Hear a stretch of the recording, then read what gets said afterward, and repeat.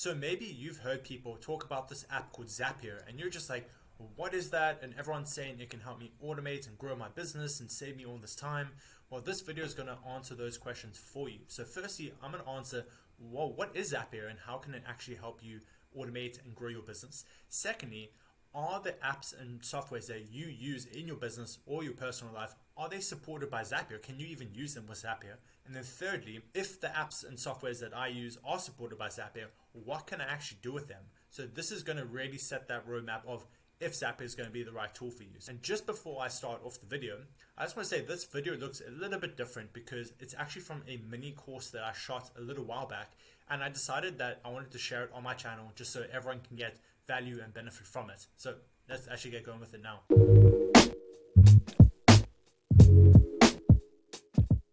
What is Zapier? Zapier is essentially just a very friendly user interface that lets you connect different softwares and programs together. So what that actually means is Zapier is hiding a lot of the technical things that someone might do when connecting two different programs together. And they've just given us a very nice user interface that lets us add additional steps and change the data and then say, when this happens, I want to do that. It's all these cool things, and it hides a lot of the technical details, which is why it's so popular and why it's so friendly. And it's kind of the whole definition of that no code word and kind of community that's growing these days. And obviously, this is extremely, extremely useful for people who want to start automating their business themselves, or they want to bring someone on to help them with the automations. So I'm not going to start by showing you how do you sign up for Zapier and things like that. That's not important. What I just want to give you an overview is kind of the different realms that Zapier can help you in.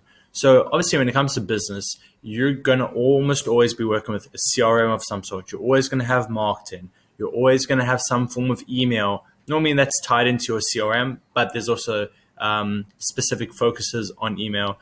And then, like, let's say if we go to the most popular, just to give you a view of some of the apps that they integrate with. You've obviously got all of the Google related stuff like Google Sheets. Maybe you're using Excel right now. A lot of people still stick to good old battle tested Excel, but obviously there's Google Sheets, which is extremely, extremely popular. And then you get the added bonus that it connects nicely with Zapier. And you've got things like Slack, Trello, Twitter. You've got all these really powerful softwares that Zapier makes it really easy to connect with. And I'm sure you're kind of looking through some of these things as I'm scrolling, and you're already seeing it's like, oh, I use this, I use that. Oh, I wonder kind of how I can use these different things in Zapier. And that's really the beauty of it. It really gives you a lot of possibilities. So for example, we're on this screen, we're looking at the general just applications that Zapier can connect with. Let me take one step back and just show you also the CRM side, because I know that's very big and I often get questions around, does it integrate with this CRM? Does it integrate with that CRM? Like, they really cover a lot of the bases. Basically, if these CRMs give softwares like Zapier the opportunity to connect with, they're almost certainly available on Zapier already with a lot of functionality. So there's Agile, there's Fresh Sales, Freshworks, same thing, Dubsado, Salesforce, FollowUp, all of these platforms.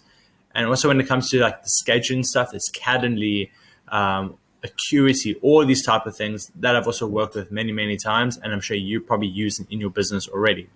So for example, let's say we now want to know what can I actually do with these things, because just because they're supported by Zapier doesn't mean you can do absolutely everything in the world with the softwares.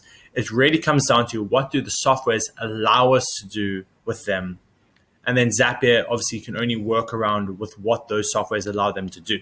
So for example, let's go into Salesforce, because that's a very, very popular CRM.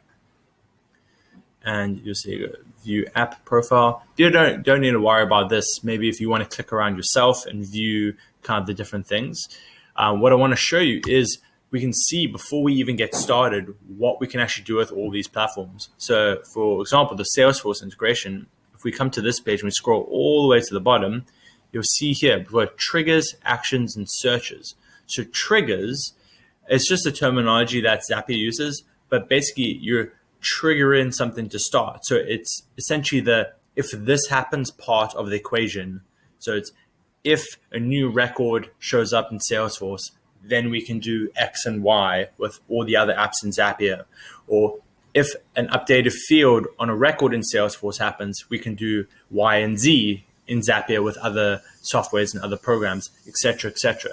And then the actions is the what do we want to do after the trigger. So it's the if this happens, the action is then do this part. So those are the actions. So it's like if a new record shows up in Salesforce, then we want to action or create a new record or update a record or contact or add contact to campaign. But obviously, this is just one application. So if we take that step back again, back to the apps, and we look at everything else that Zapier connects with in Gmail. So for example, let's just go to Gmail. We can be like, okay, cool. I want to somehow connect Salesforce with Gmail. There's something I want to do. I'm not getting properly notified when a new record is updated, or I want to send an email to someone when a specific country is assigned to a record in Salesforce type of thing. So it's like, okay, cool. What can we do with Gmail now? So like we want to do something in Gmail. So we're going to go to the actions because we want to action something essentially. So we say, okay, cool. We want to send email. Well, that's the entire premise of Gmail.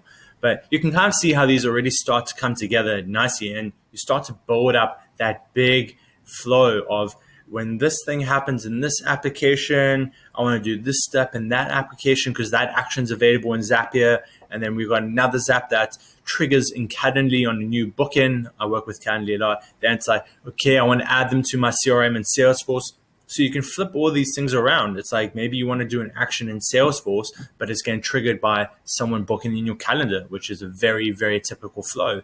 Or if you integrate it with some core software, maybe that core software is integrated with Zapier, and you're saying when a new call comes in, add them to your CRM in your pipeline if you don't like the CRM software that core software offers.